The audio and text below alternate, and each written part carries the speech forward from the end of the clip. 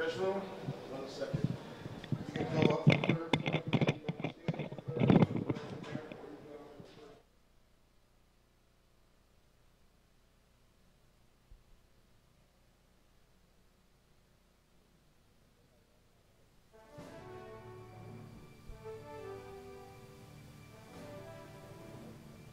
It's going down. Test, test. Wasn't on.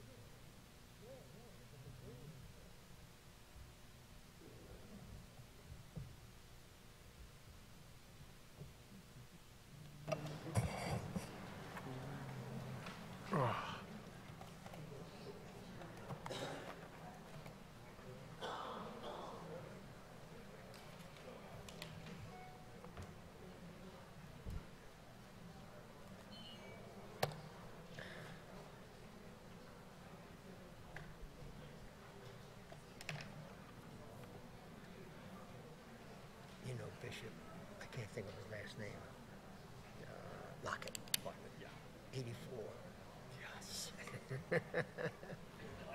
He's doing great. Did all that step back and this thing. And double T. It went on for like 10 times too long. You're just supposed to introduce something. Oh my gosh.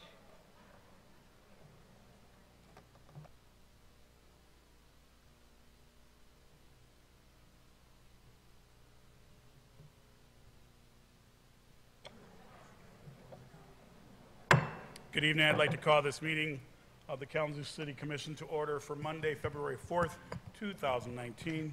Roll call, please. Commissioner Anderson. Here. Commissioner Cooney. Present. Commissioner Cunningham. Here. Commissioner Sykes. Here. Commissioner Urban. Here. Vice Mayor Knott. Mayor Hopewell.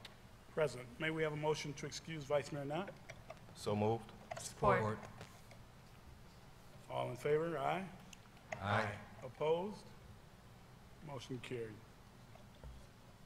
For our opening ceremony this evening, we will have an invocation by Bishop Dr. T.D. Lockett of Faith Temple Church of God. I ask that you stand for the invocation and remain standing for the Pledge of Allegiance. Good evening, Bishop.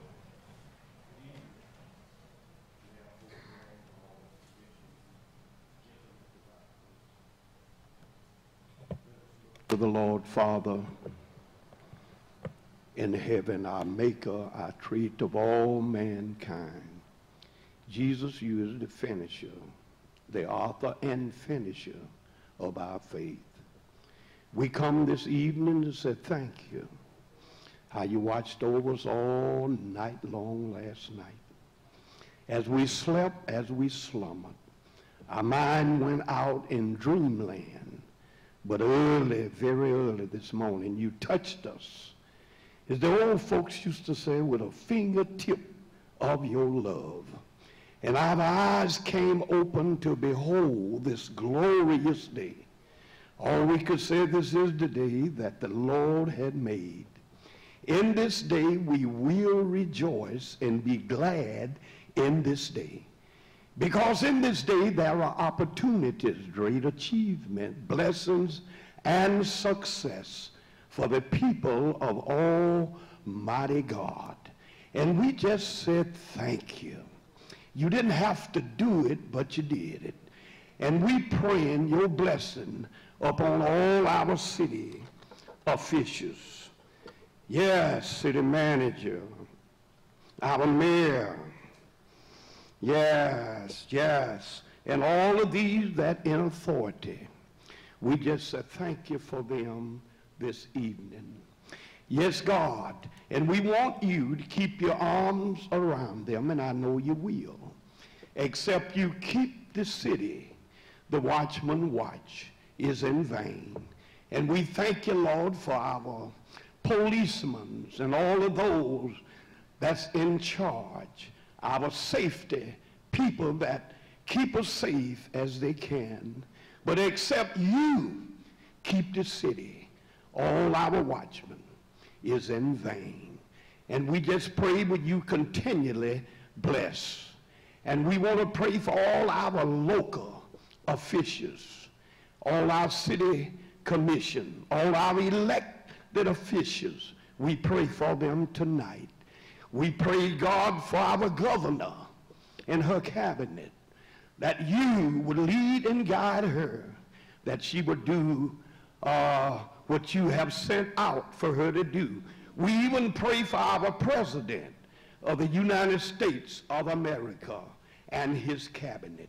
Now we pray for Kalamazoo, that you would continually bless this commission and all of these that involved. In Jesus' name. And the church said amen. Amen. Lord. I pledge allegiance to the flag of the United States of America and to the republic for which it stands, one nation, under God, indivisible, with liberty and justice for all.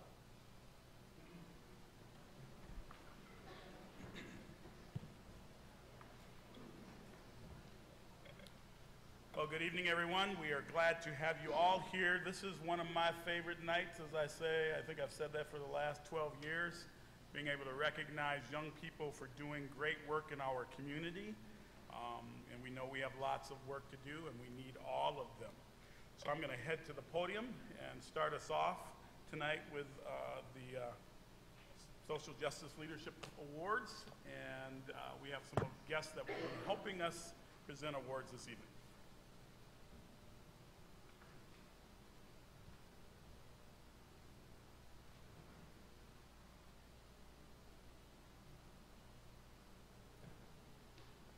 Commissioners, I'm going to do my best. I have brand new glasses that I don't even know what's going on, but we'll do our best here. This evening we are here culminating the events to commemorate the life and the legacy of Reverend Dr. Martin Luther King Jr. One of our favorite MLK responsibilities is that we take time to recognize the youth that contribute to our community as Dr. King envisioned. By way of the Social Justice Youth Awards, this year we are pleased to present 6 deserving young people with awards tonight, provided by our dedicated partners that we've had for a number of years, and an additional partner as well tonight, Consumers Energy, Fifth Third Bank, Life EMS Ambulance, Chupan & Sons, and Dr. Betty and Mr. Dennis tonight are also presenting an award. I'd like to take a moment to reminisce. In 2014, Amari Dennis, daughter of Dr. Betty and Mr. Tony Dennis, was presented the Dr. Lewis Walker Award. And although we do not live in a perfect world, as you know, this year the ideal of one scholarship perpetuating another is allowing us to experience just a little bit of perfection this evening. The Dennis family is paying it forward and sponsoring a new Social Justice Youth Award, the Lodge Dennis Award. And I think that deserves some applause there.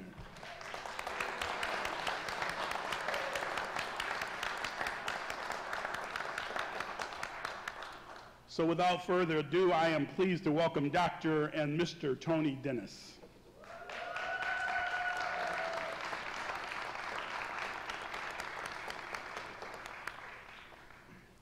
Thank you, Mr. Mayor, commissioners, and guests.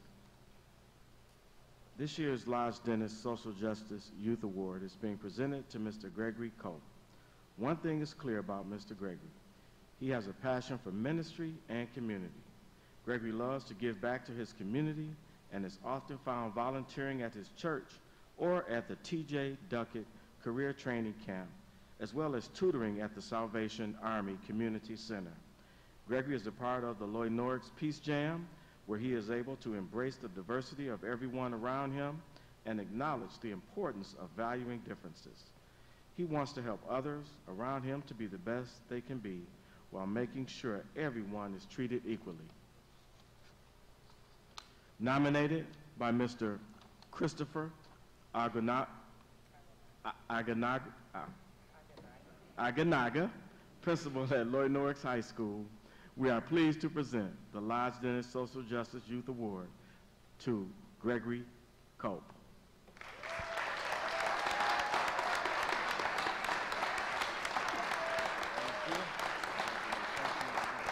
Well done.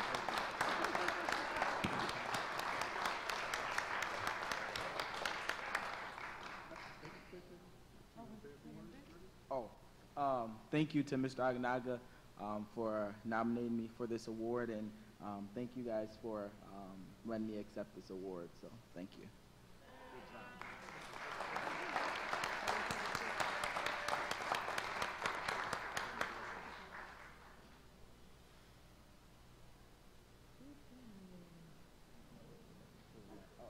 Oh.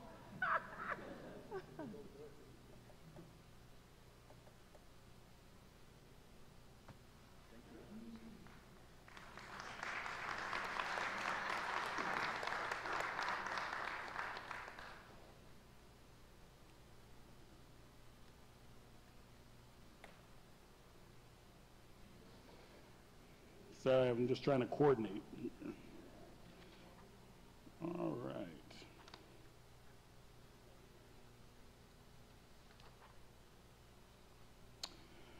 So again, we want to thank the Dennises for taking the time and energy and putting in resources to support this new award. I know their daughter will be proud of that for years and years to come. And Mr. Culp, thank you for your work.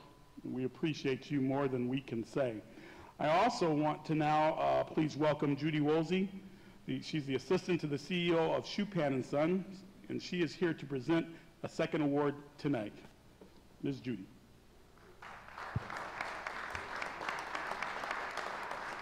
Can I do this? Good evening. The recipient of this year's Schupan & Sons Social Justice Youth Award is Emma Knutson. Reading through Emma's nomination packet, we noticed a reoccurring theme. She accepts challenges, she finishes what she starts, and she's passionate about helping all of those around her. On top of an already hectic day-to-day schedule, Emma's involvement with Serious Fun Global Partnership, Loy Norrick's Peace Jam, the Link Crew, National Honor Society, Clothing Drive, and the Kalamazoo Gospel Mission, not only collecting but making blankets, helping with dinners, and many other events throughout the community and with her school. Emma is a person who puts her needs before others and makes sure no one is left behind. And she makes sure that everyone's ideas and voices are heard. Her leadership skills exemplify cooperation and fairness. Nominated by Sveri Stromsta May from Loy Norrick's High School, tonight I am pleased to present the Schupan & Sons Social Justice Youth Award to Emma Knutson.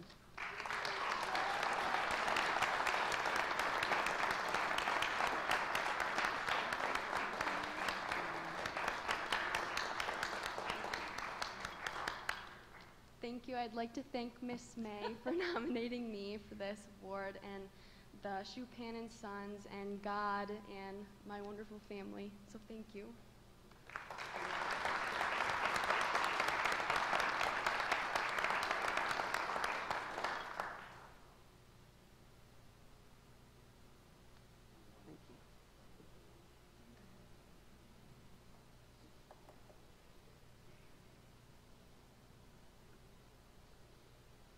Thank you, Ms. Woolsey. I'd like to now present to all of you the Director of Southern, oh, no, I'm not sure. Mr. Olson, are you here? Okay, we're going to skip that one for a second and see if the Life EMS representative makes it. They are not here as of yet. So, next we have the Community President of Fifth Third Bank, Ron Ford.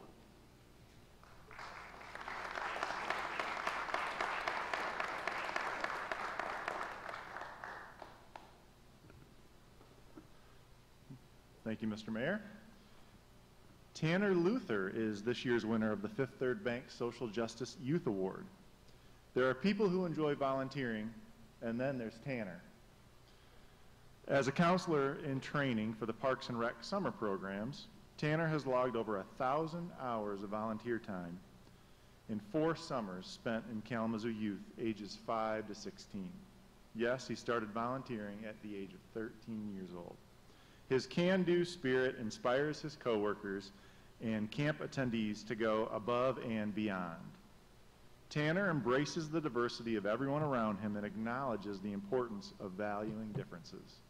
He has a knack for finding out how to connect with the children with whom he works, ensuring that they are engaged, trying new things, and treating each other kindly. Tanner is also involved in Open Roads, Jeter's Leaders, Link Crew, and Loaves and Fishes programs. Nominated by mentor and supervisor Pete Ertz with the City of Kalamazoo, I'm proud to present this year's Fifth Third Bank Social Justice Youth Award to Tanner Luther.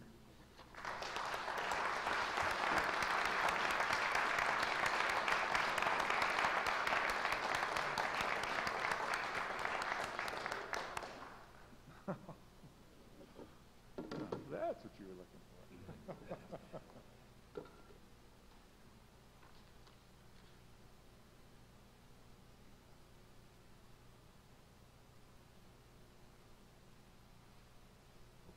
Congratulations, Tanner.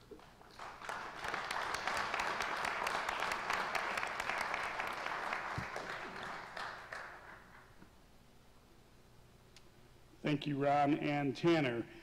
It gives me great honor to now present the Community Affairs Manager for Consumers Energy, Derek Knobs.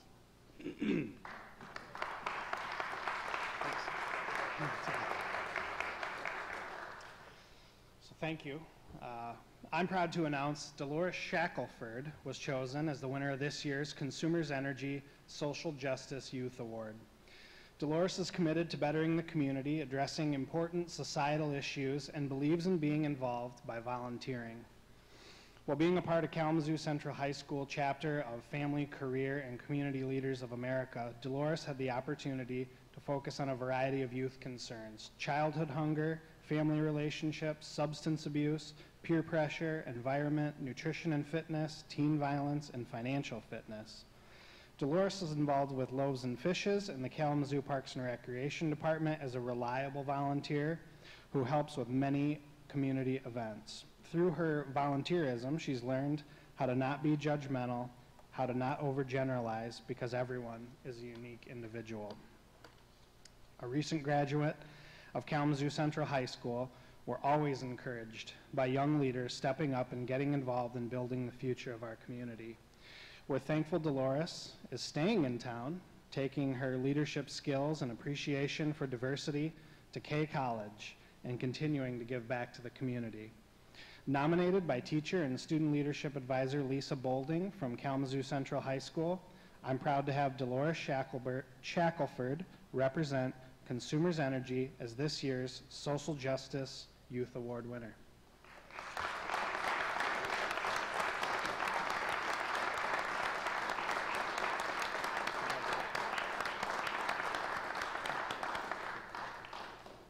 I want to thank Ms. Bolding for nominating me in Consumers Energy, and my family and God as well for supporting me and giving me strength.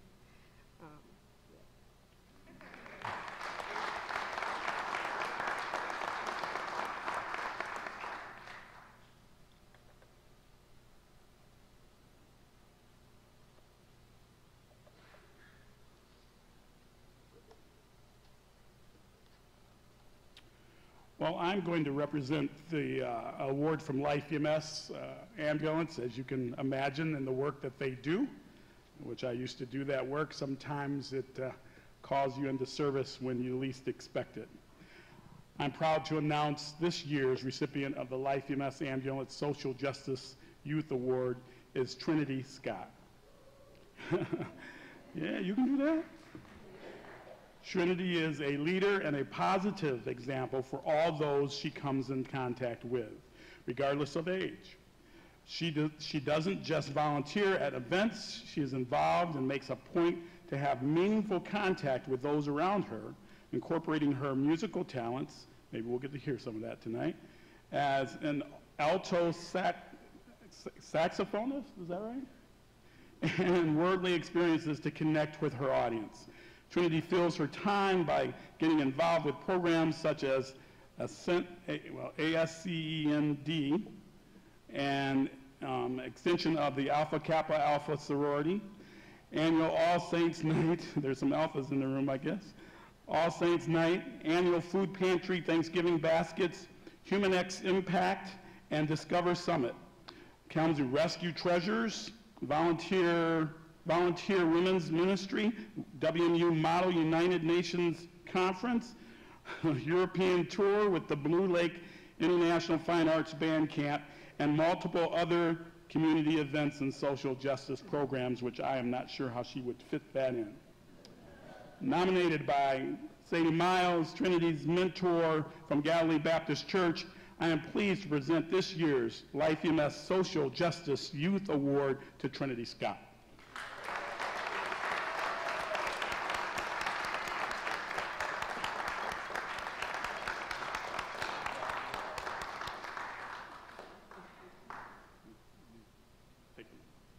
I'd like to thank God who keeps, leads, and guides me, my family who's here tonight, my sponsor, Mercedes Miles, and Life Emergency Medical Services for all they do and for sponsoring this award. Thank you so much.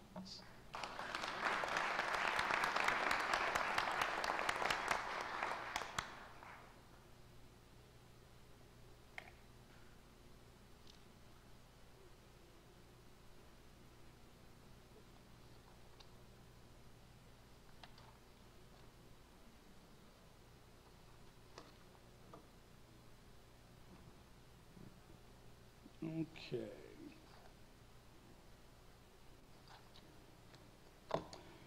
All right, and our last award this evening, we're honored to have the Dr. Lewis Walker here with us. And I did say the Dr. Lewis Walker. To present the City of Kalamazoo's award named in his honor in recognition of all the amazing work he has done over the years for social justice. It gives me so much honor and privilege and pleasure to bring forward my friend, Dr. Lewis Walker.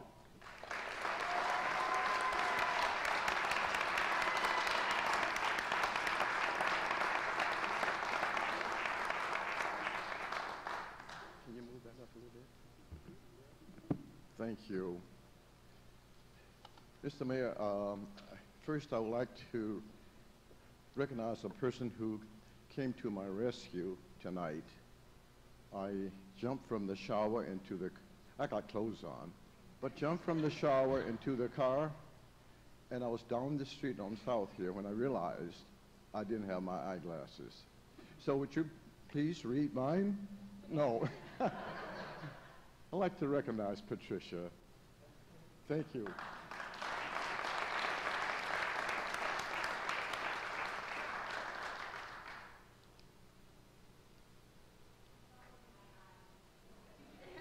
Her glasses.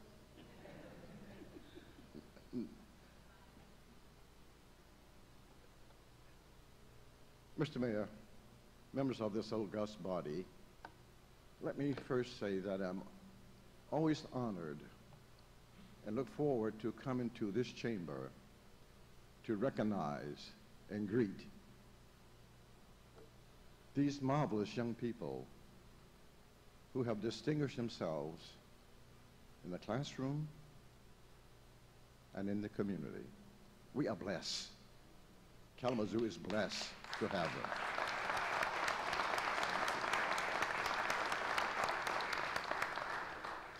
Now I shall try to read.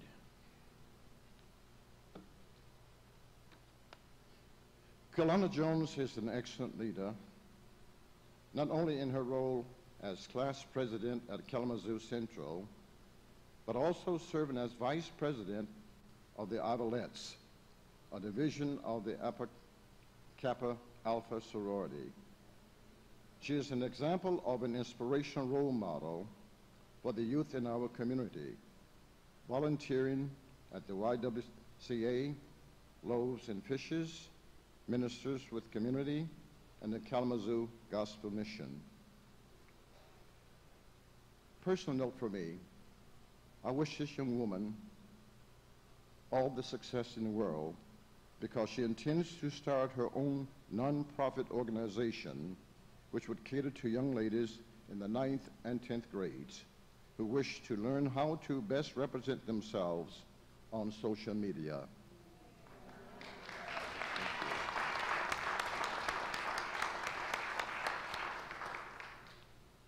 Kelowna has participated in events such as Social Justice Youth Summit, NAACP AXO, where she was awarded a gold medal at the local competition.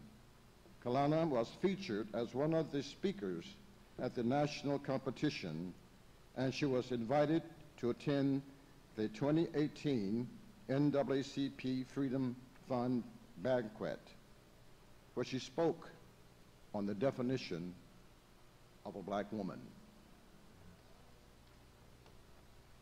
Kelowna believes that understanding and acceptance is the key to diversity. She expands her understanding by taking advantage of every opportunity to ask questions, to do a little research, or just simply to have a conversation. Nominated by Kalamazoo Branch NAACP First Vice President, Mrs. Lola Clark Atkinson, I'm happy to present this year's Dr. Lewis Walker Social Justice Youth Award to Miss Kelowna Jones.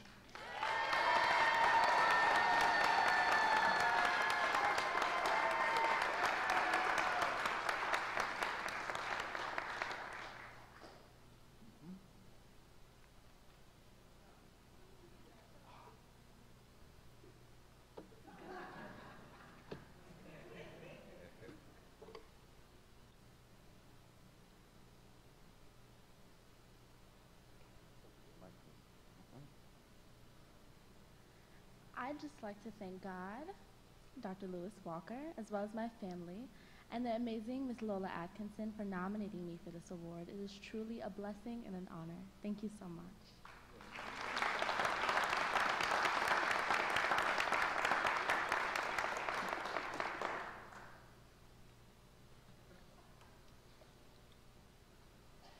Well, Commissioners, you know that Dr. Walker said it all.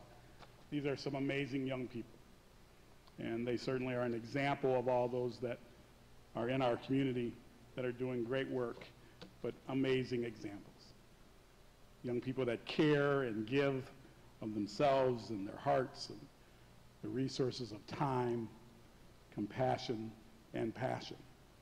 So when we say we are a blessed community, we are blessed because they are in it. We are blessed because we have the honor to recognize them and appreciate all that they do. So if you would give them all another round of applause.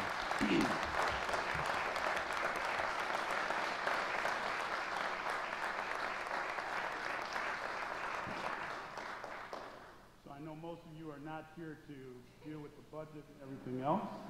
So we have one more proclamation, but we're going to take a quick couple minutes to let you all figure out where you want to go. If you want to go, you can stay here, unlike the old saying, but we want to thank everyone for coming to recognize these amazing young people. So those of you that want to depart, the door is that way, and we'll take a little break for a second to allow that to happen. Congratulations again.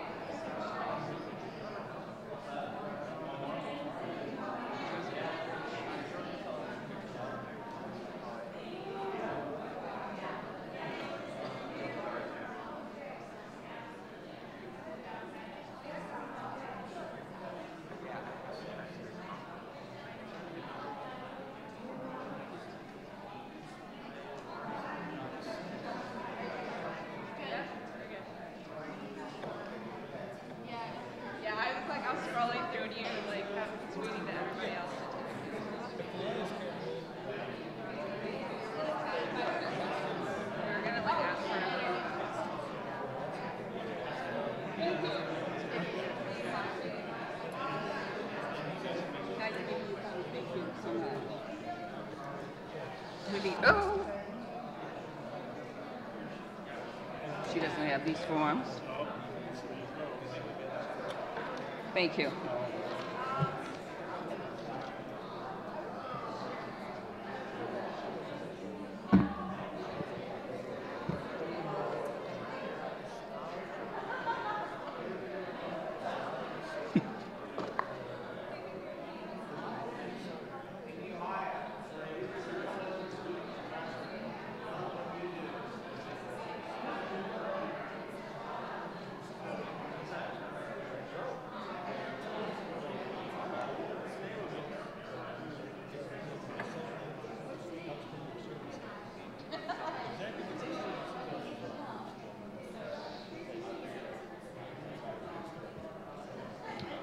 Commissioners, we have one proclamation for this evening, and it's for Curling Week, and Commissioner Cunningham will handle this proclamation.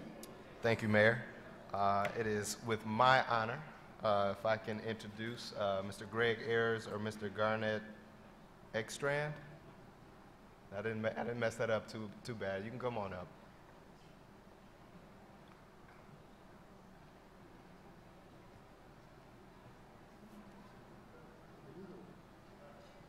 All right. So, on behalf of the City of Kalamazoo, I would like to present to you guys a proclamation this evening in honor of Curling Week Kalamazoo, February 9th through the 16th, 2019. Whereas the 2019 USA Curling National Championships will be held at the Wings Event Center in Kalamazoo from February 9th to February 16th, and whereas 2019 marks the third time the City of Kalamazoo, in partnership with Wings Event Center and the Kalamazoo Curling Club, have hosted the championships, and whereas the USA Curling National Championships is a week-long event drawing the top men's and women's athletes together around the country to share in competition and sportsmanship, and whereas many generous volunteers will lend their time, expertise, and resources to make this event a success, and whereas women's championships competitor Team Seneca, representing the Kalamazoo Curling Club, and men's championship competitor Team Strauss, representing the Midland Curling Club, embodies the growth and strength of curling in the state of Michigan. And whereas members of the 2018 Men's Olympic gold medal winning team, Team Schuster, are competing in the men's championship, signifying the world-class level competition on display. Now, therefore, on behalf of the 52nd City Commission, I, Eric Cunningham, on the representing Bobby J., the Honorable Mayor Bobby J. Hopewell of the City of Kalamazoo, do hereby declare February 6th through February 16th, 2019 as Curling Week in Kalamazoo, and invite all residents, that's 70+ thousand individuals, to enjoy the week-long events on and off the ice. Very good. Thank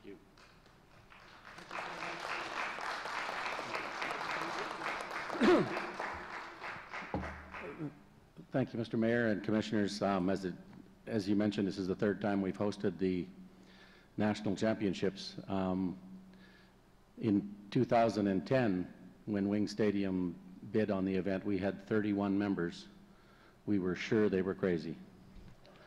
This year, I'm proud to say that our club has grown in those last 9 years to over 150 members. We have close to 100 volunteers taking part, and we would be very interested in hosting any or all of you to come out and watch some curling. And thank you very much for this evening. Well, if I could take a shameless plug, in case you guys need some time to take a picture. One, I would like to say it's an honor to have you guys here in our community. I think it speaks highly of our community to be able to even host an honorable event such as this. And my job and I will be there. Big Brothers Big Sisters will be there to support. So nice. I am super excited. Thank you.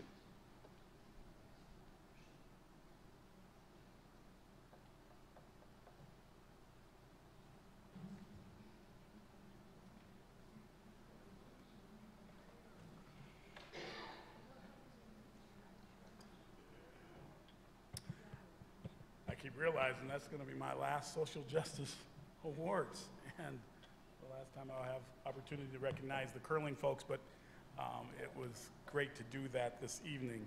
Commissioners, we are now at the adoption of the agenda. Are there any changes? Hearing none, anyone in the audience wanting to comment on items under F, that's the consent agenda, that item will need to be moved to the regular agenda. If you have such an item, please indicate at this time. Sir? I'd like to speak to item number 7.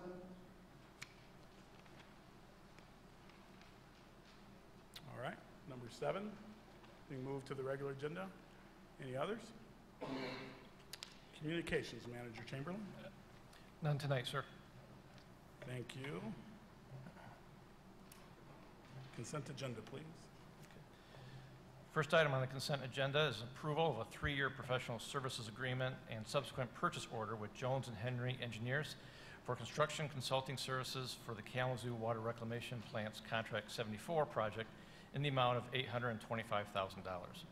Next is approval of a 1-year contract extension with the Michigan Municipal Risk Management Authority through IBEX Insurance Agency for property and casualty insurance, annual premium, and member loss fund deposit not to exceed $944,681. Next is approval of a contract supplemental and subsequent purchase order, change order with Hoffman Brothers Incorporated for necessary additional project construction needs in the amount of $115,000. Next is approval of a 16-month contract and subsequent purchase order with Elite Companies, LLC for the construction of the laboratory renovation project in the amount of $699,000. Next is approval of a 2-year contract extension with Rathco Safety Supply Incorporated for rental of temporary traffic control devices in the amount of $400,000. Next is adoption of a corrected resolution recommending approval of the application of DT Water Street LLC, Water Street Coffee Joint, for a new redevelopment liquor license under Section 521A of PA 501 of 2006 to be located at 315 East Water Street within the Downtown Development District, and rescinding of Resolution 18-81 adopted on November 19, 2018. Next is approval of a sale of a city-owned vacant lot located at 318 Stockbridge to HML Real Estate for $32,500. Next is adoption of a resolution vacating a 209-foot-long segment of Cooley Street north of West Kalamazoo Avenue with the condition that an easement be provided to the Public Services Department for access to the underground utilities for maintenance purposes. And then finally is approval of the purchase of 441 Reed Avenue from Kalamazoo County in the amount of $3,765.69 to facilitate construction of the next segment of the Kalamazoo River Valley Trail. That is all. Thank you, Mr. Manager. Commissioners, the requested actions, a motion to approve items 1 through 6 and 8, holding items 9 through 10 until February 18th, 2019, and authorize the city manager to sign all documents on behalf of the city. Is there a motion? So moved. Moved by Commissioner Sykes, Support. supported by Commissioner Cooney. Roll call, please. Commissioner Cooney. Yes. Commissioner Cunningham. Yes. Commissioner Sykes. Yes. Commissioner Urban. Yes. Mayor Hopewell. Yes. Commissioner Anderson. Yes, however, I will be abstaining on item 9 as the request is being made by the entity for which I am employed. Thank you, Commissioners. Motion carried. We're now at the regular agenda. Before the manager talks or speaks on the regular agenda, for the audience and those making comments this evening, we have our rules on the back of the agenda. If you come to the podium and you use expletives, I will turn off the microphone. So I ask that you not do that. This is being certainly broadcast. There's children out there. Let's use our best demeanor when approaching the microphone and making our comments. Mr. Manager. First item on the regular agenda. First item on the regular agenda is the adoption of a resolution recognizing and accepting a 1-block extension of Eleanor Street and the unnamed alleyway between East Water Street and East Kalamazoo Avenue adjacent to the Arcadia Festival site as dedicated roadways, and formally recognizing the alley by the name it has long been informally known as Coopson's Alley. Thank you, Mr. Manager. Anyone wanting to comment on this item, please step to the podium. You'll have 4 minutes. Give us your name and whether you live within the city. Good evening.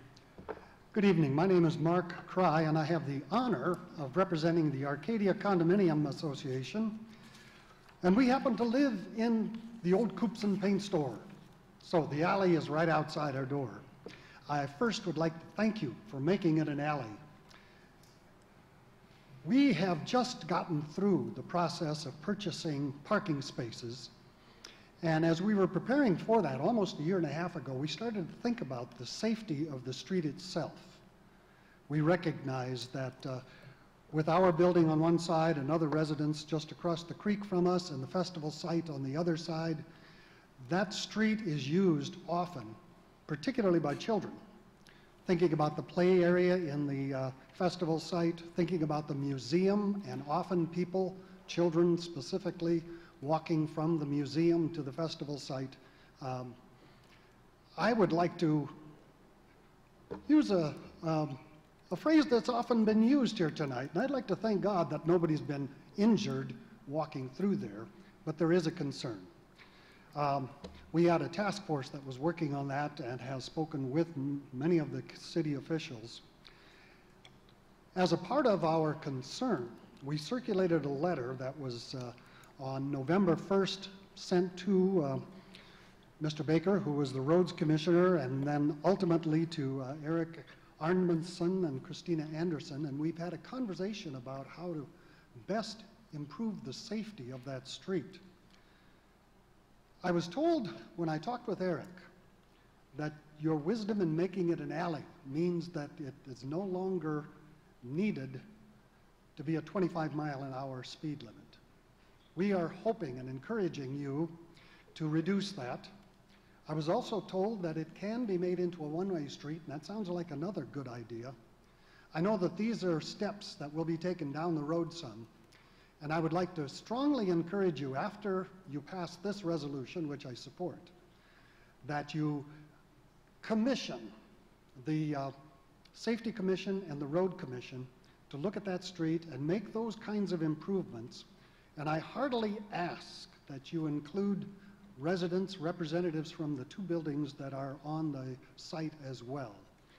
We very much would like to work with you on that, and I think that by including folks from Arcadia and 230 North Kalamazoo Mall, you will get some insight that will come from those of us that live there.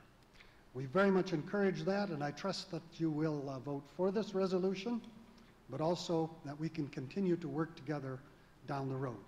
Thank you very much. Thank you. Next, please.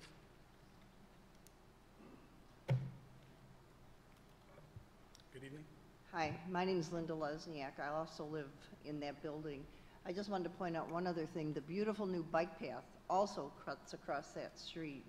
That street has become a crossway from Water Street to Kalamazoo Avenue, and probably, I think if you sat there, 3/4 of the traffic that goes through there are not people that live on that parking lot. So we have just purchased a parking lot from the city, and now we're concerned about the safety more than we have been before. So we've got kids, we've got bikes, we've got people, and we've had a lot of minor accidents in our parking lot since in the last 10 years. Thank you. Thank you. Anyone else wanting to address this item? Seeing no one, Commissioners, the requested action is a motion to approve this item and authorize the city manager to sign all documents on behalf of the city. Is there a motion? So moved. Moved by Commissioner Urban. Support. Supported by Commissioner Sykes. Discussion? Roll. Commissioner Anderson? I appreciate the representatives who live adjacent to that street did come and speak to this issue tonight. We did receive the letter with all the signatures as well, so I just want to make sure that you knew that that had been distributed to us, and I'm sure we are more than open to considering all possibilities, making sure that that be a safe space. So thank you for coming out. Thank you, Commissioners. Just a reminder, it does start with the traffic engineer. That's where processes regarding the street start, and dependent upon where they land in regards to I think we have a traffic board and things of that nature. So working with the staff is how to initiate those changes. Clerk Borling, roll call, please. Commissioner Cunningham. Yes. Commissioner Sykes. Yeah. Commissioner Urban. Yes. Mayor Hopewell. Yes. Commissioner Anderson. Yes. Commissioner Cooney. Yes. Thank you, Commissioners. Motion carried. G1, Mr. Manager. The next item is adoption of a resolution affirming the adoption of the Edison Neighborhood Plan 2019 as a sub-plan to the City of Kalamazoo's comprehensive plan. And Mr. Mayor, we do have a brief presentation this evening by Katie Riley, who's our neighborhood activator with our Community Planning and Development Department, to talk a little bit about the neighborhood. Good evening, Madam Activator. Good evening. Good evening. My name is Katie Riley. I'm the neighborhood activator for the City of Kalamazoo. And this evening, I'm presenting the Edison Neighborhood Plan to you. The Edison Neighborhood Plan was led by the Edison Neighborhood Association. And after an extensive review of all of the previous plans Edison had, which was many, the Neighborhood Association distributed a survey to confirm some of those priorities that were common in all of the previous plans, and make sure that everything was still important that they had talked about before. That survey received somewhere over 500 responses. It was distributed via email. It was in their newsletter. I went out and helped do some surveying at an art hop that was held in the summer, as well as during Flower Day, what is normally a free flower, the price was completing the survey. So they worked really hard to make sure that they could reach as many people to get with that survey. So then after the surveys were collected and the data was compiled, survey results were shown and confirmed to residents during the National Night Out event. And then various city departments and other service providers were engaged around the plan to discuss how we can partner together to address the goals identified. So some of the departments that Edison Neighborhood talked to, Public Services, Community Investment, Parks and Rec, and Economic Development Planning, just to name a few. And then other stakeholders that were engaged include Kalamazoo Neighborhood Housing Services, the Family Health Center, and Fair Housing. And the final draft of the plan was handed out at Edison's Holiday in the Square event, and to kind of promote that, flyers were distributed throughout the neighborhood and online with links to the plan available on Imagine Kalamazoo. And so this plan brings forward goals that have been around for years and lift up those top priorities. And the top three that were identified were promoting home ownership and home rehabilitation, improving Portage Corridor with streetscaping and improved facades, and supporting youth in the neighborhood through affordable child care and programming. Yeah, so this is an opportunity for us to all work together to finally achieve the vision that Edison Neighborhood has been talking about for years. And I have Tammy Taylor, Executive Director of Edison Neighborhood Association, here with me today to answer any questions that you might have. Thank you.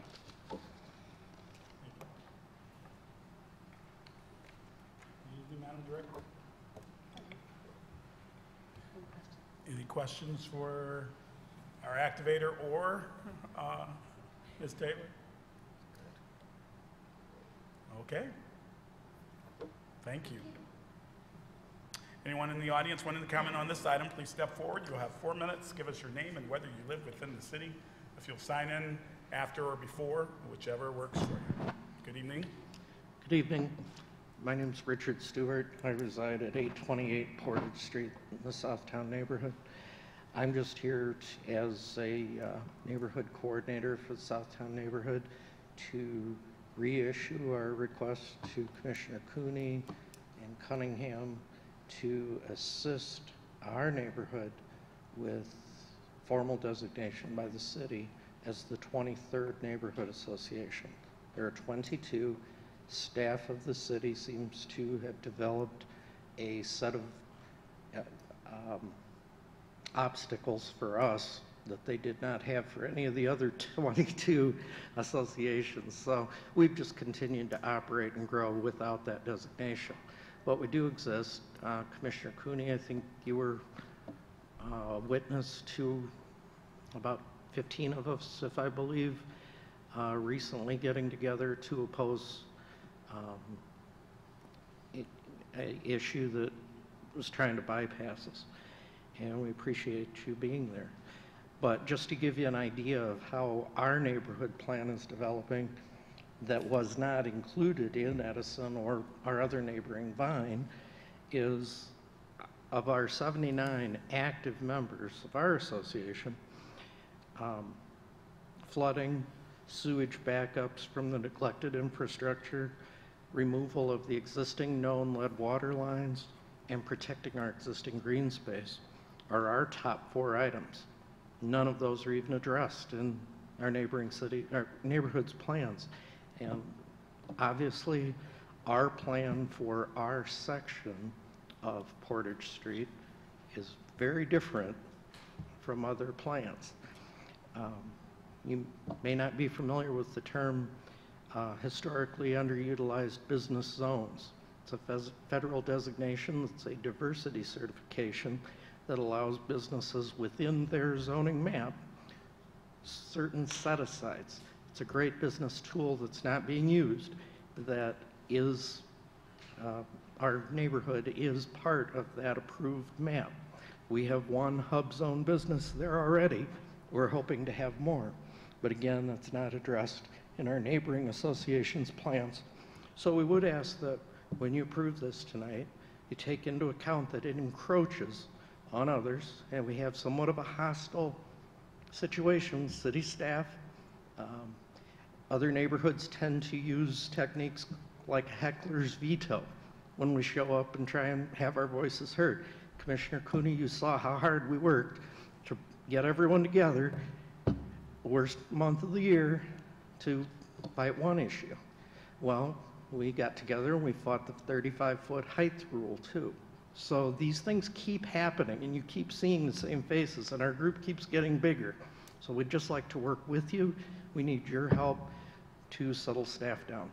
So I'd appreciate any assistance any of you can provide, and I thank you. Thank you. Anyone else wanting to address this item? Seeing no one, Commissioners, requested action is a motion to adopt the resolution. Is there a motion? So moved. Moved by Commissioner Cooney, supported by Commissioner Cunningham. Discussion? Mr. Cooney? Yeah, I'm very impressed at how much work went into this. I thought the whole plan was very, very impressive. That neighborhood, I know there's some discussion about this other thing here, but you guys have the most diverse neighborhood, I think, and you've done a really good job on your plan, so I really appreciate what you've done. Thank you, Commissioner. Any other comments? Roll call, please. Commissioner Sykes? Yes. Commissioner Urban? Yes. Mayor Hopewell? Yes. Commissioner Anderson? Yes. Commissioner Cooney? Yes. Commissioner Cunningham? Yes.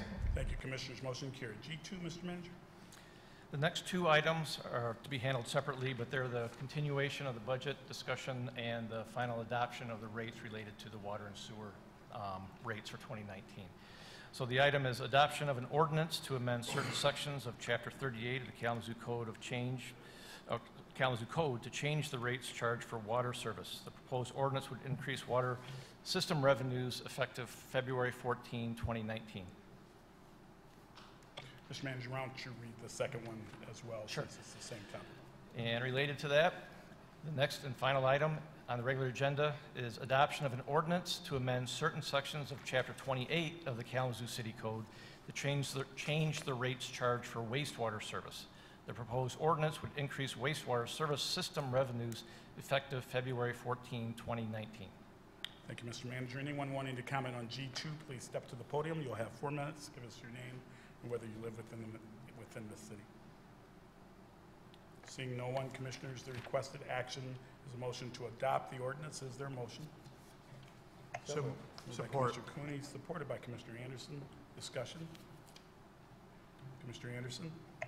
This will apply to both these items, G2 and G3, is that it is the case that the city of Kalamazoo, even with this rate change, is among the lowest in terms of charging for municipal water and sewer. And I think all of us are well aware of how important it is to have a functioning water and sewer system that is healthy for everybody that lives in the city of Kalamazoo, and keep it in mind that this goes well beyond the boundaries of the city of Kalamazoo. So supremely important, little thought about until it's not working right.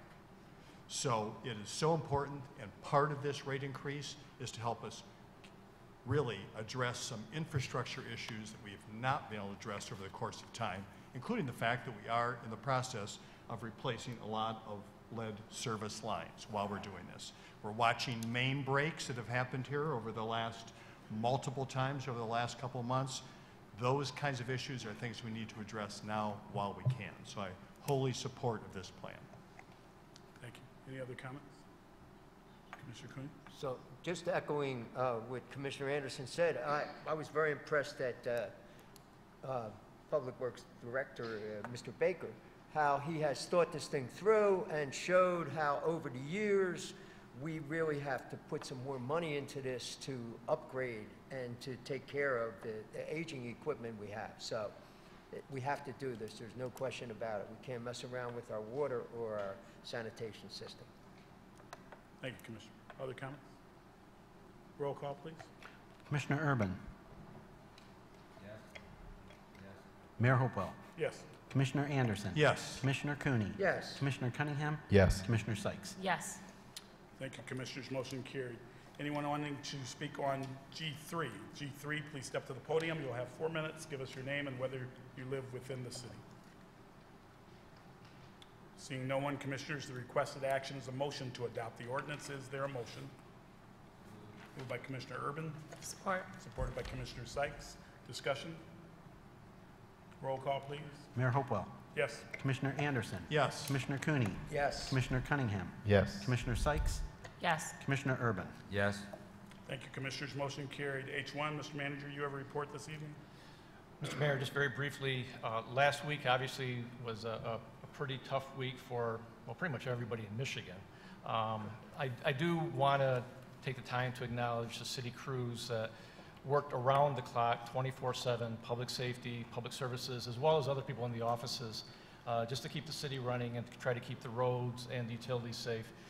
As you can imagine, we did have some utility line breaks during the cold snap, and we had employees out there working in that very cold weather to keep the services running. And so when that does happen, we just want to take a step back and say thank you to the men and women that do that work and don't get acknowledged by name, but they do a lot of that hard work every day for all of us.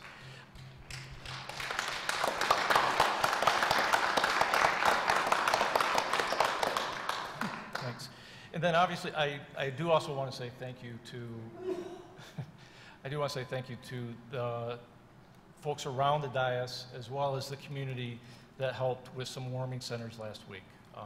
We truly were in a life or death situation for individuals, and a variety of people from throughout the community came together to help. And so to everybody who did, we wanted to say thank you. We are continuing as a city administration to work with other agencies and other folks in the community to keep learning as to how can we do it better, what can we learn from this event, and we will be doing that and pledging to keep moving forward with how do we prepare, and also just what does it look like next time this comes around, and next time it might be a flood, next time it might be a severe heat event. We just don't know, but we want to always be prepared. So again, thank you to everybody who helped out with those warming centers throughout the community. And with that, I really don't have anything else to give information on regarding what happened last week. Thank you. Thank you. Director Baker's going to have a conversation with you about mentioning flood tonight when it's pouring rain. I'm sorry. Mr. Clerk, do you have a report this evening? No, sir. Mr. Attorney? Thank you, Mayor. This has been a night of recognition, and I'd like to point something out for the commission. I'm blessed with a great staff. 11 years ago, or almost 11 years ago when I came, I had a staff of people who have just about all turned over. There's only one person left on the staff as a city employee who is still in my office, and that's Marcia Jones. This afternoon at a luncheon, Ms. Jones was recognized as a African-American female attorney for her advocacy, her commitment to excellence, and contribution to the African-American legacy of this community by the Charles Pratt Bar Association. And I wanted to point that out, that the leadership is not only in the young people, but it's also in some of us older people as well. And I'm very proud to have her on my staff, and I'm glad that she gets that recognition for the things that she does, not only in my office, but in the greater community. Thank you, sir. H2, Mr. Manager. Mr. Mayor, tonight we have the HUD, Housing and Urban Development 2017 Consolidated Annual Performance Evaluation Report, and we have a brief presentation on how those funds were used by Dorla Bonner, our Community Investment Manager, and also Vanessa Collins-Smith, who's our Community Development Compliance Specialist. Good evening. Good evening. Thank you so much for this opportunity to you all, the commissioners, and Mr. Chamberlain. We are very excited to share what we've done over the last year. Come on, Vanessa. For our HUD plan, our federal dollars, we're required first off to write a 5-year plan called the Consolidated Plan to say how we expect to use the money over the 5 years. So we're in our 2014-2018 plan. For each year of that plan, we're required to write an action plan that says specifically how we're going to use the money for that year. At the end of that year, we have to write a performance evaluation report to say what we've done. We don't usually come back and tell you, you approve all of the other plans, but we don't usually come back and tell you how successful we've been. A lot of people have said, last year was a rough year, and we heard a lot of things like, you're not doing anything. We're sitting there, we really are. We just forget to tell our story. So tonight is our first effort in telling our story of our community efforts, because where we as staff, we manage and direct and plan, we don't do the work. So this is a community story of what we did in 2017-18 with our plan. And I'd like to introduce Vanessa Collins-Smith, who has the responsibility of keeping us all on track. She's our compliance specialist. Good evening. Good evening. So I would like to say good evening to our mayor, commissioners, ladies, gentlemen, our wonderful citizens of our beloved Kalamazoo. Welcome to the Community Planning, Community Investment Division 2017 Consolidated Annual Performance Evaluation Report, better known as the CAPER. This report, I guess I need to start with this. Hold on just a moment. Okay, all right. So this report is an assessment of community investments prior year strategic plan goals, which are funded through 3 federal grants. Our Community Development Block Grant, which is called our CDBG, Home Investment Partnership Program Grant, which we call our HOME, and our Emergency Solution Grant, which we call ESG. For the 3 grants, along with our unallocated and anticipated funds for our 2017-18 year budget totaled $2,530,578. Responding to the homeless. Our subrecipient for the city's ESG is Housing Resources, Inc.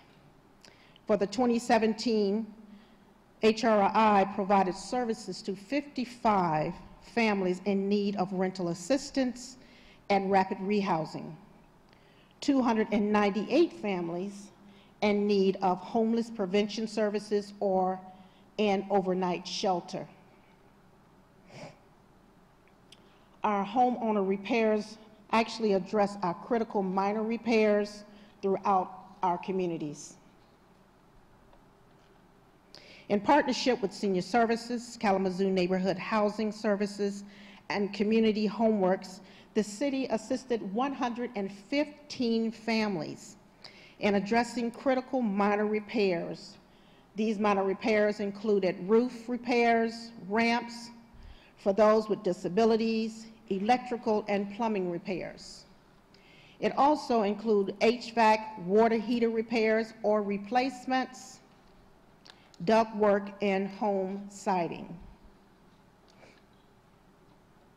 Home ownership and lease purchase in our lease purchase program. We at the city, we have 3 affordable housing programs that target households wishing to become homeowners. One is down payment assistance, lease purchase, and home ownership. The city, throughout the city, partnership with Kalamazoo Neighborhood Housing Services, the city assisted 2 families with down payment assistance for home purchase.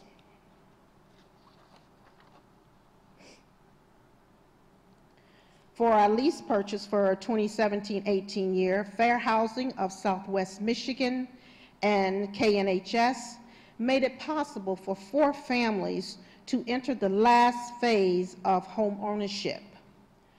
4 lease purchase agreements were signed. The lease purchase path to home ownership allows individuals to save money for the down payment, also to repair their credit, to walk through the home buying process with professionals, all while in their home. Under our lease purchase program, we have the following homes leased: 716 Charlotte, 115 Fellows, 624 Gilbert, and 1105 Mason.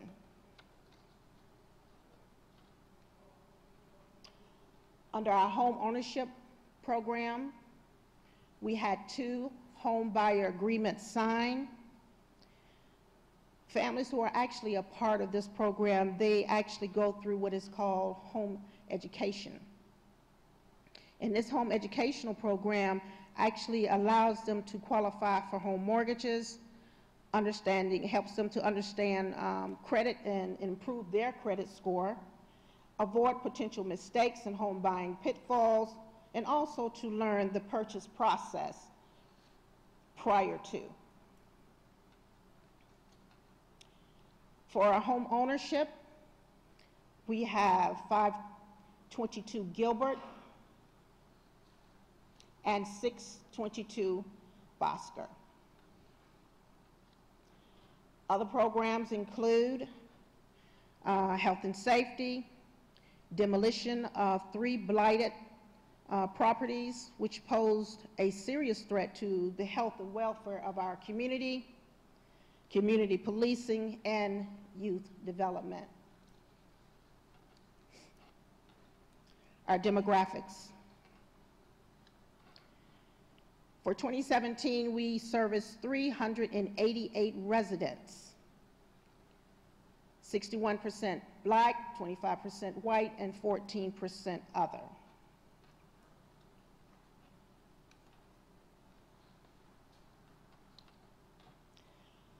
These 8 neighborhoods are considered our core neighborhoods. These neighborhoods is where the majority of our federal dollars are spent.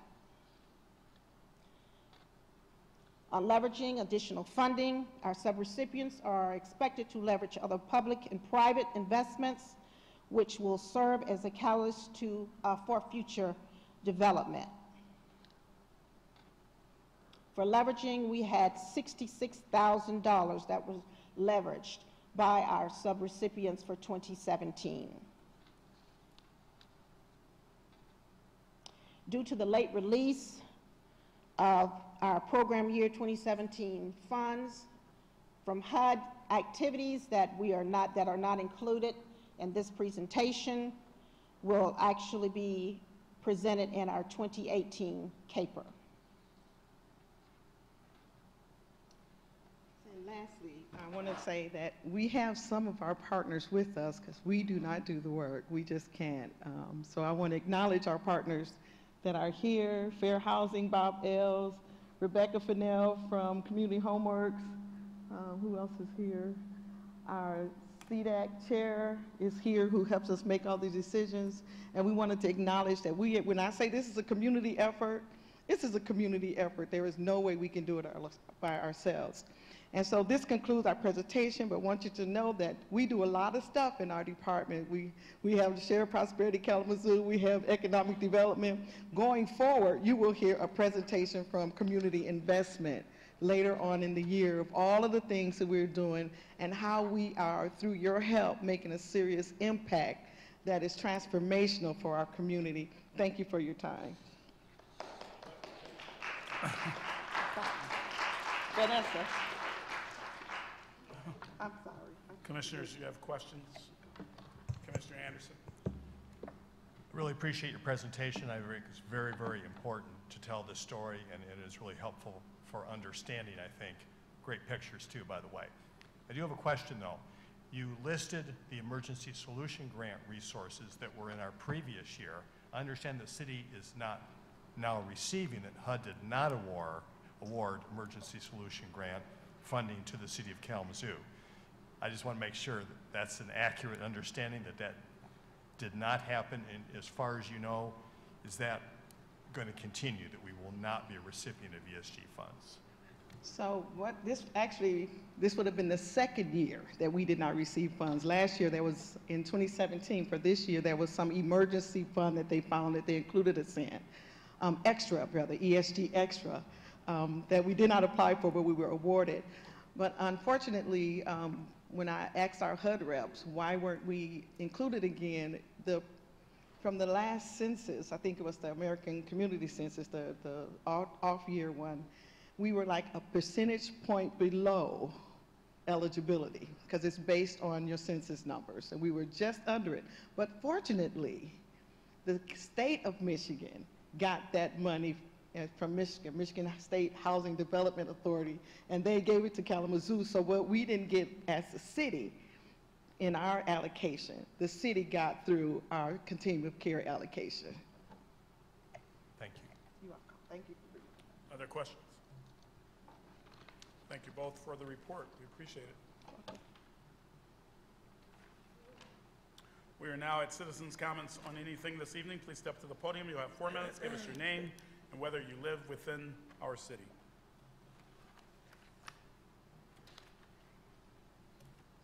Come up, ma'am, if you're coming. Ma'am? Are you? It's citizens' comments.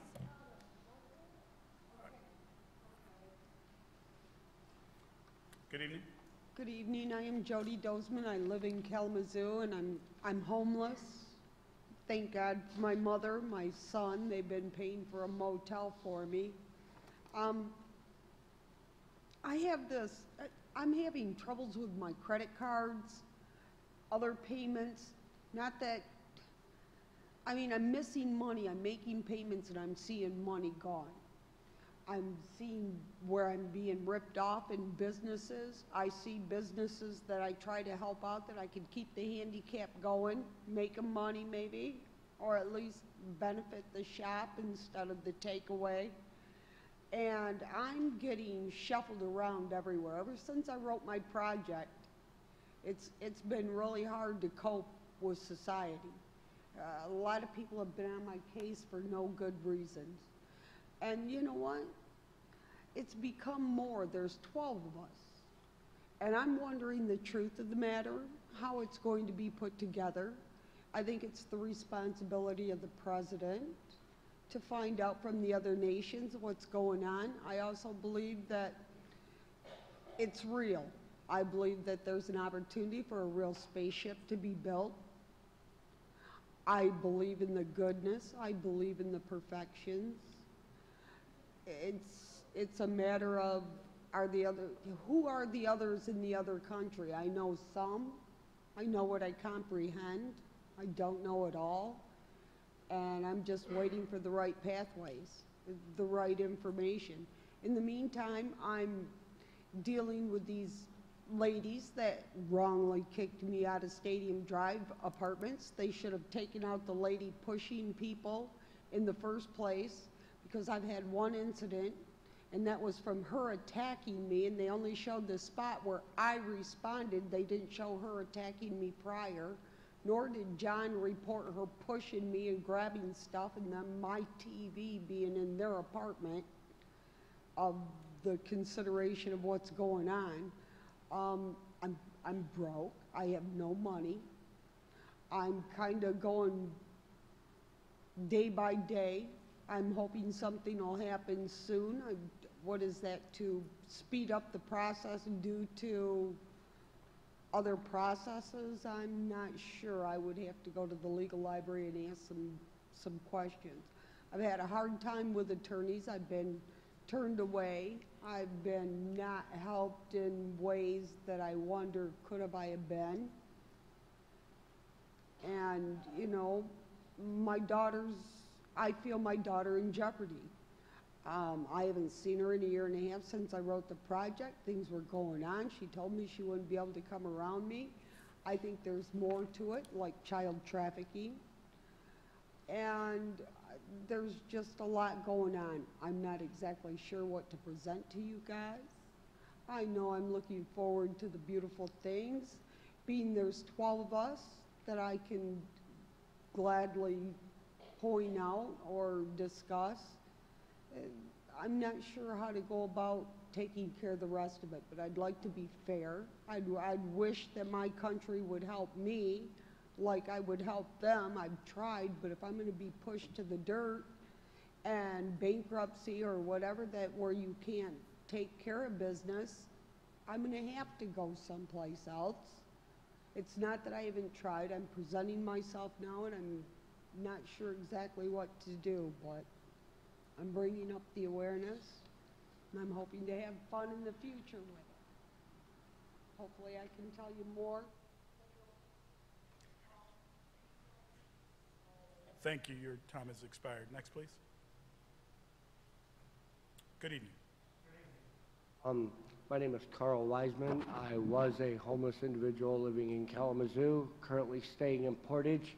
I had the wonderful ability to help with these church organizations when that winter storm came in, and help a lot of people in the homeless community that would have been outside in these inclement conditions due to the way they are treated by staff at the gospel mission. People, when they came into the shelters that we created at the church, were treated with dignity, respect, kindness, compassion. They weren't treated like they were second-class citizens. They were treated like human beings, the way everybody should be treated.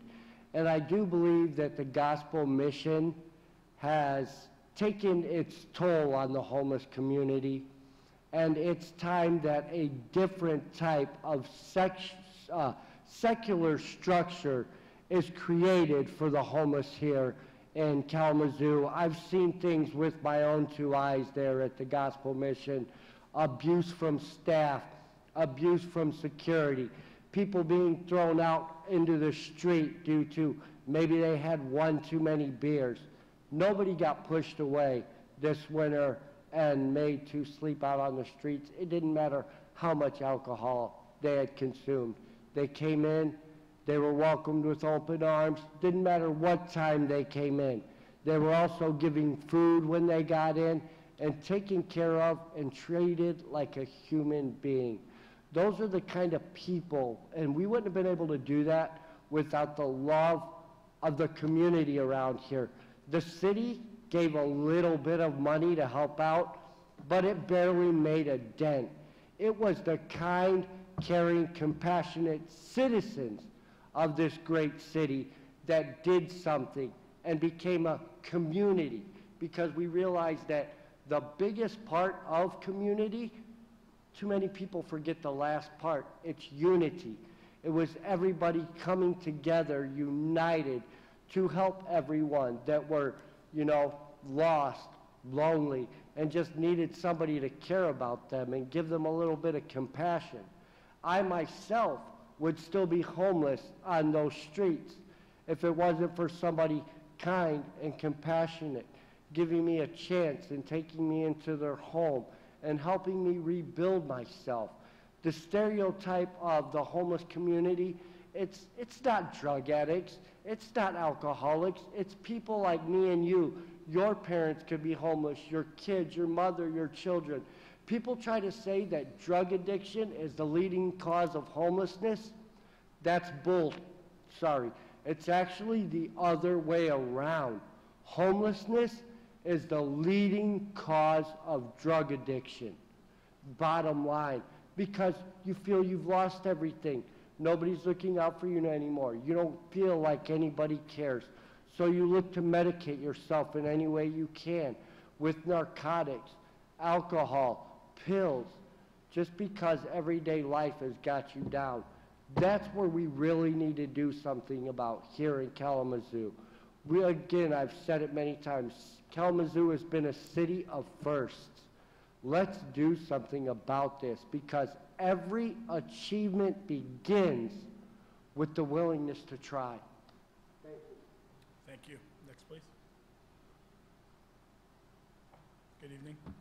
Good evening. I'm Nehemiah Scudder.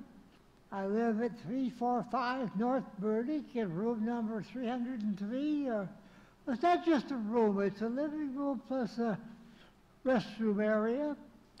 I have a nice place there. I'd like to speak on the question of fluoridating water tonight. Too often when people come to defend fluoridation of water, they say, well, tooth decay is a little bit slower when you fluoridate the water.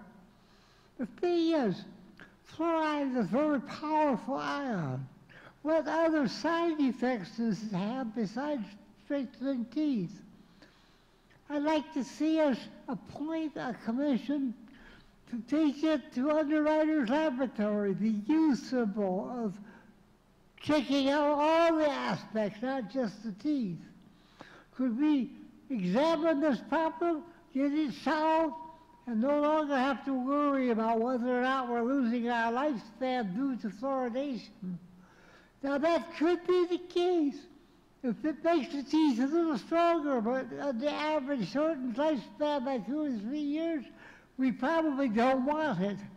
Now there may be other side effects which are a problem, I don't know. But I'd like to see us do something serious about examining all the aspects, not just whether or not teeth are strengthened. Thank you. Thank you. Anyone else wanting to address the commission this evening?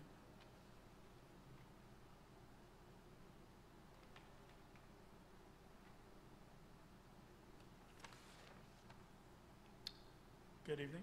Good evening. My name is Angie Ponzini, and I'm not a public speaker, but I believe in each of you. I believe in Kalamazoo. I moved here 8 years ago from Battle Creek. I'm impressed at what you do for the city, but I'm so concerned for the homeless. And you've mentioned that down the road you're warming stations and that what can be done for a permanent. There are buildings, there is a nursing home that is at the bottom of Alamo that has sat for the whole time I think I've lived here. And it would be the ideal spot for another facility for the homeless. There's a bus stop where the homeless could still have their jobs. It had, I'm sure as a nursing home, it has a kitchen and a dining room where it would have private bedrooms for each. There has to be some building here. The gospel mission can't handle all these people now. If these ladies said there was 298, the other thing is, if you could find some building that could be renovated like that, like a dormitory style. Western Michigan University gave 150 beds to the gospel mission. Other colleges might be upgrading and be able to give, you know, furniture and things like that. But I really believe that each of you in your hearts can find a way, and you would be the model city for this whole country. Hey, look at Kalamazoo. Look what they can do. So thank you, and I appreciate all of you. Thank you. Anyone else wanting to address the commission this evening? Seeing no one, Commissioner's comments. Commissioner Sykes. Thank you, Mayor. So I recently found out through reading MLive comments, which is not something you're supposed to do, but I did anyway, that there are a lot of folks in the community that are really fed up with my emotion up here, and particularly my tears. So I'm going to apologize to you in advance because it could be bad again. Mr. Wiseman, Carl, you weren't supposed to trigger me that early. This has been an incredible meeting, right? We got to start with, to Mayor Hopewell's point, you know, some amazing social justice leaders in our youth. And I always get a little bit selfishly excited because there are always some of our Peace Jam students there in that group. And so I know that Sferi Stromstome is no longer here, but I definitely want to give a shout out to our Lloyd Norris Peace Jam Club and also just like claim Peace Jam for me. So anyway, so that was an amazing way to start. And today has been an amazing day. As you know, we still have a team of people working to do wrap up with, you know, things like all of the crazy stuff that happened over the last 2 weeks here and trying to help shut all, you know, just close that up. And it's been a heck of a week. It's been really incredible. It's been really incredible. You know, the young woman who just spoke talked about how we could be a model. And I would like to suggest that this past week, these past 2 weeks in this severe weather event, we were a model. We were a model. And I want to be really clear, this is not to take away from, you know, the work that different folks have been doing here. That is important work, you know, in this group doing work here, and this group doing work here. But the last 2 weeks, especially this last week, it was a concerted, collective effort like nothing I have ever seen before in my lifetime in this community or in any other community. And I've been doing organizing and activism work for a long time, long enough that you all would learn exactly how old I really am. And I'm not willing to share that. So it takes me back to, you know, Commissioner Cooney, we were at the teach-in for MLK Day at WMU, and myself and also you know, Gwendolyn Hooker, Hope Through Navigation, we were there to talk about the issue of homelessness. And I remember saying up there, you know, just under $5,000, just under 5,000 people experience homelessness per year in our city, in our county, right? And there's 75,000 people just in our city, right? And so, you know, what I was challenging is this idea that like homelessness is always going to exist. We can't do anything about it. And you know, and what I was feeling like is if there's 75,000 of us, why can't we, right? Fast forward to this past week, and we had a meeting here, and we heard about all of the great things that our institutions were doing and our municipalities were doing.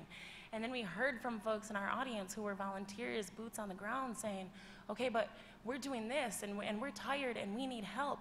And I can say personally, because I was there immediately after that meeting, every representative that you know, as a part of this institution's work and other institutions' work, and the folks on the ground, boots on the ground activists, immediately went upstairs and started meeting and said, okay, this is what I'm seeing, this is what you're seeing, how can we work together, what can we do? And I was really, really excited about that. But I could not, even in that moment, have imagined what has happened.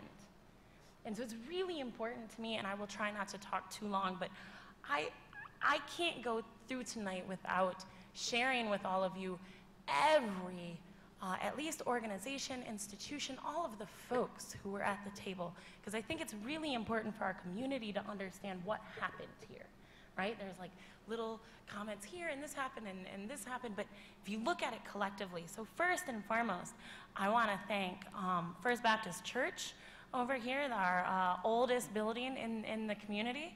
I want to thank First Congregational Church for opening their doors, and I want to thank the Douglas Community Association for opening their doors. 3 organizations, without questions asked, who said, you know what, people are going to freeze, we got to open our doors, you know, this is the Lord's work, come on in. I also would be remiss if I did not mention that First Presbyterian Church, our other First Baptist Church, Mount Zion and Tabernacle Church, and I don't have that entire name correct, so forgive me, we're also on standby to open their doors, calling and checking in with folks to say, are we good? Are we good? Do we need more folks to open?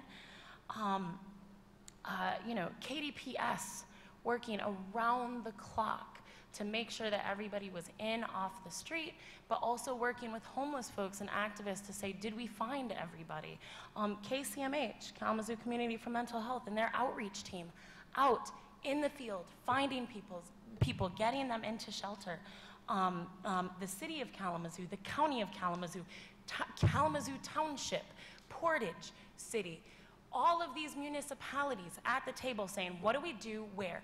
What are our pieces and how can we all fit in? Also, you know, our funders, we're waiting. I kept hearing from Laura Lamb, the city manager, Laura Lamb, you know, we've got folks ready and waiting to pitch in what they need to pitch in. We just got to let them know. And folks were on point and just waiting for the call. Not for nothing, but our own Commissioner Cunningham had mentioned he might let us use a pickup truck. And I texted him and I was like, can we get a ride? And he was there within 15, 20 minutes just to come give a couple of folks a ride. I'm sorry, y'all, this is going to be a long list because I refuse to leave anybody out of this work. We had a situation where we thought we might have, we did not, thank goodness, but we thought we might have like an outbreak of something. And so we were able to call in Kalamazoo County Public Health, and they showed up right away to see what they could do, make sure it wasn't what we thought it was, and thank goodness it wasn't. City, county coming in with both funds and also support and expertise and helping us understand, like, okay, this is how our structures work, how can we fit in there?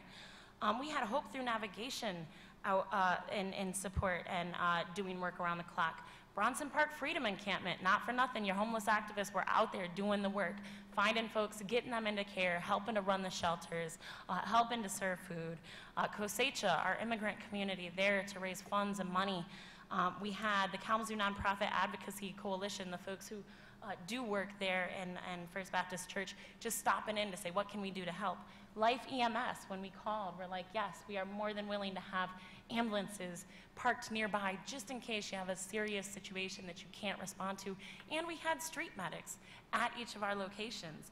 60th District DSO, Representative John Hoadley came by with boxes and boxes of different donations. Ministry with Community not only helped bring in donations, but they also helped provide staff to help us do a needs assessment as folks were leaving so that we can make sure that folks get what they need now that they're back out in the elements. 211, our 211 dispatchers, we were able to call and say, listen, you know, if you get any calls about this particular thing, call this number. Call into our new, you know, Code Blue Action Team number, which a volunteer provided their cell phone for indefinitely. We took turns carrying that phone and you know, no matter where we went, and we worked around the clock and folks were there to answer the phones. Our own Laura Lamb and Jim Ritzma were on site along with KDPS at the Douglas Community Association, oftentimes like overnight, right? It's the middle of the night and you're seeing folks out in our locations. Loaves and Fishes, Urban Alliance, Kalamazoo Catering, all coming in to try to help provide food, in addition to all of the community volunteers and donations. Help me, Rebecca what's her last name? I've been calling her Rebecca all week. Anyway, what is it? McCleary, thank you, see? Did a huge amount of work, you know, helping to make sure that everything was running smoothly. And then finally, our Code Blue Action Team, which was a small group of your favorite or infamous, you know, not so favorite, rabble-rouser protest activists in the room, helping to utilize the activist infrastructure to work with our municipalities and our service providers and our homeless community to make sure that folks survived. And as far as I know, I don't believe we lost anybody through this, which to me is incredible, oh, and then also the countless volunteers, people in and out all day, every day. People drive, folks had rides to their doctor's appointments, to go to the ER, to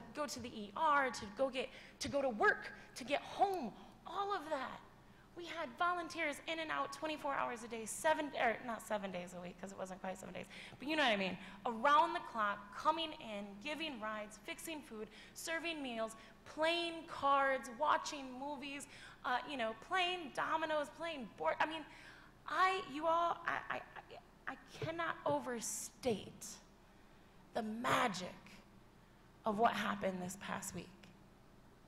And the fact that everybody was at the table. Everybody. And it was a beautiful thing. And so I am more moved than I've maybe ever been. And so I want to thank our entire community. And I mean that wholeheartedly, our entire community, for the work that happened this past week, and for allowing those of us who do this work to spend that time, and a lot of us, as we're wrapping up, have folks out who are still homeless that we're concerned about, and I'm pleased to say that now that we're working together in this way, I think we'll have some movement and long-term solutions. But so I guess I say that to say we're getting there. We're getting there. We've done a lot of great work in the past. We're doing good work today. We are going to do more good work in the future. We've gone from we've got scarce resources, we're not sure we can do this or that, to let's make it happen. And that's where we are. One final thing I want to share, and again, apologies because I'm so long-winded. But I wanted to share some words that were shared with me as a form of inspiration. And then I'll share these and then I'll be quiet. And so these are words from Zapatista women at the closing ceremony of the first international gathering of politics, art, sport, and culture for women in struggle that occurred in March 26, 2018. And I'm just going to share a portion of it because it's a long, well, let me find my place. So this is a long sort of conversation that they're having with attendees at a big event. And they're saying that we all came together, and we didn't quite know what we were doing. We thought we might have, a couple hundred people, and instead we had thousands. We didn't know what we were doing, but we did it. And a lot of things went wrong. A lot of things went wrong. There were a lot of things to criticize, but that's okay. Because at the end of the day, what happened was amazing. What happened was incredible. And so this is the context in which they're speaking to their attendees. And I share it because it, to me, really speaks to a lot of the work that we did. And just as a little plug, the vast majority of the folks working 30-hour shifts were women, so it feels particularly relevant. So talking about all of the things that maybe could have been done better. And then they say, but in any case, sister and compañera, understand that what we're telling you here is being whispered in your ear, in your language, in your way, in your time, by a Zapatista woman as she embraces you. Don't give up, don't sell out, don't give in. And it is with these words that we say, thank you, sister. Thank you, compañera. Sisters and compañeras, on that day, at the end of our contribution, each of us lit a small flame. We lit this flame with a candle so it would last, because a match goes out too quickly and a lighter could easily break. That small light is for you. Take it, sister, compañera.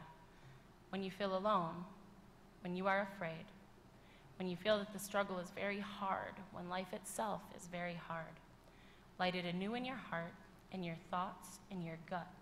And don't just keep it for yourself, compañera, sister. Take it to disappeared women. Take it to murdered women. Take it to incarcerated women. Take it to women who have been raped. Take it to women who have been beaten. Take it to women who have been assaulted. Take it to women who have been subjected to all kinds of violence. Take it to women migrants. Take it to exploited women. Take it to deceased women. Take it and tell each and every one of them that she is not alone, and that you are going to struggle for her, that you are going to struggle for the truth and justice that her pain deserves, that you are going to struggle so that the pain she carries will not be repeated in another woman from another world. Take it and turn it into rage, courage, and determination. Take it and join it with other lights. Then perhaps we can meet again to set fire to the system. And perhaps you will be beside us ensuring that no one puts out that fire until only ashes are left. And then, sister and compañera, on that day, that will be night, perhaps we will be able to say together with you, all right, yes, now we are really going to begin building the world we need and deserve. And so I say that to say, when I think of the ashes and burning things down, I think about burning down the idea that it can't be done. I'm burning down the idea that we can't do it together. And embracing the fact that in the ashes we realize that we can and we will. And last week we did, and we will continue to do so. So, thank you. Thank you, Commissioner. Commissioner Anderson. I donated my speaking time to the commissioner to my right. Thank you, Commissioner. Commissioner Cooney. Yeah, I just have 3 points I want to make. First of all, Commissioner Sykes did a great job. So the first, I want to make 3 points. First of all, as you said so well, this is a community with a lot of caring, kind, generous people. And we have tremendous resources in this community, and all those resources were poured into the people that were hurting last week. So that's a first point. That was wonderful.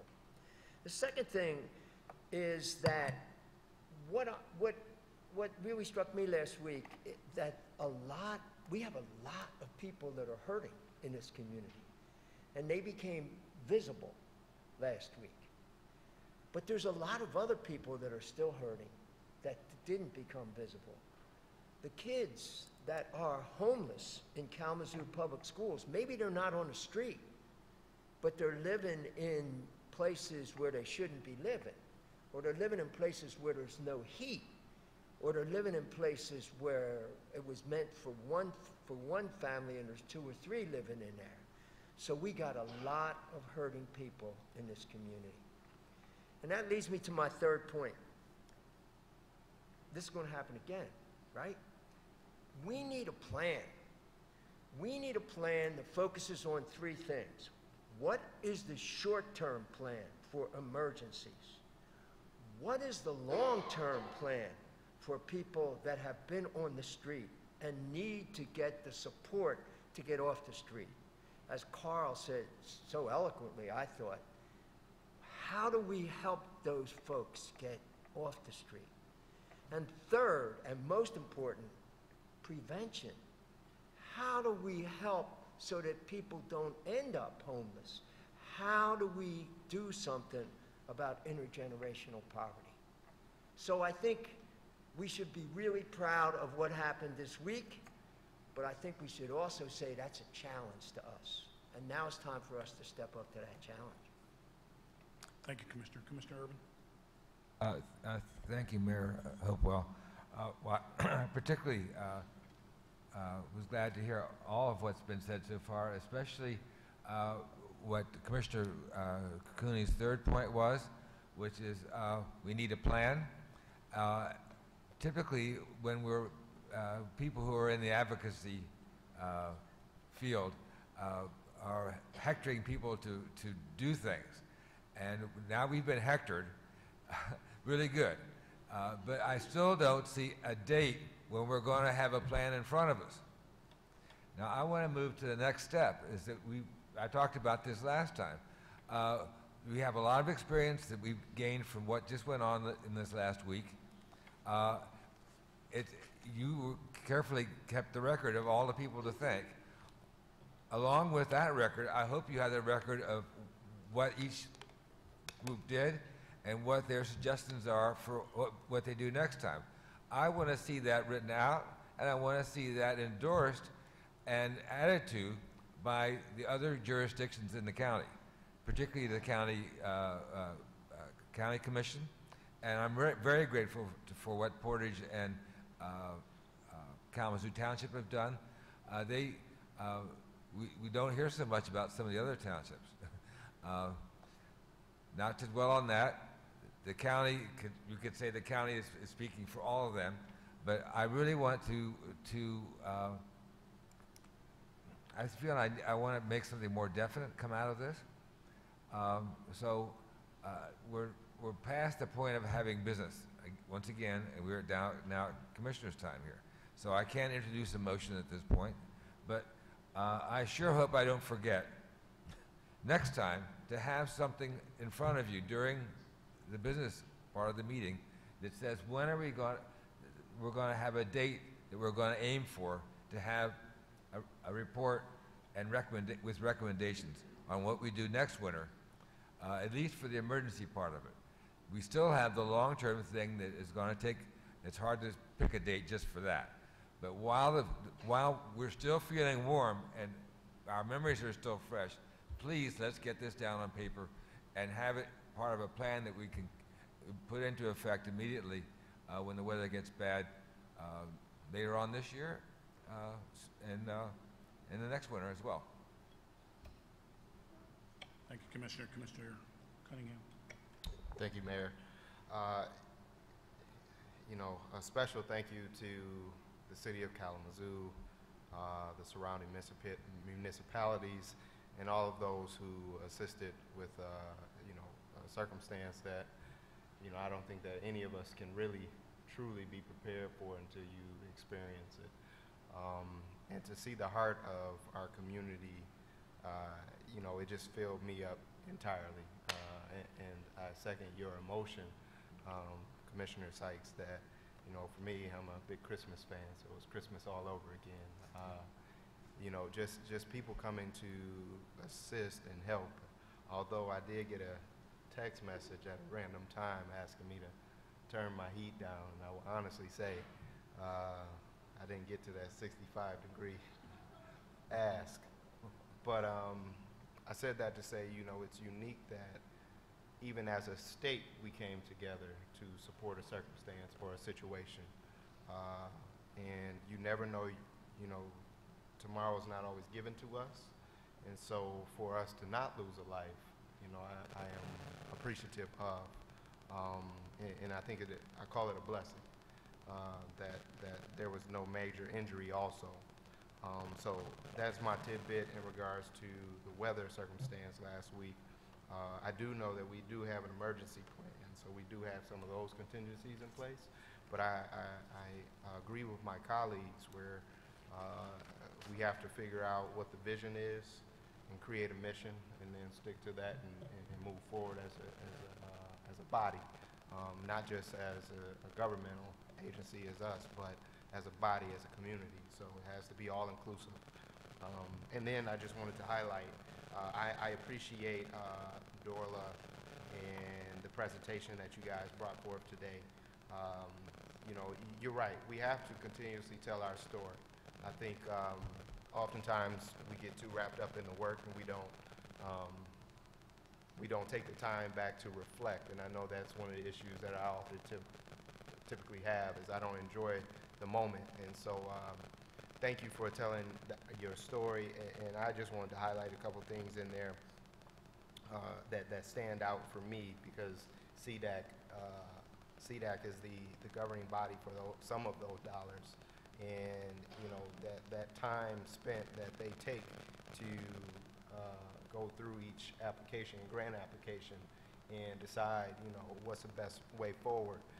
Most of the times those grant requests come in and it's much higher than the financial dollars that organization can put out, but they still find a way to, one, be transparent, two, put in, and I'm all about energy.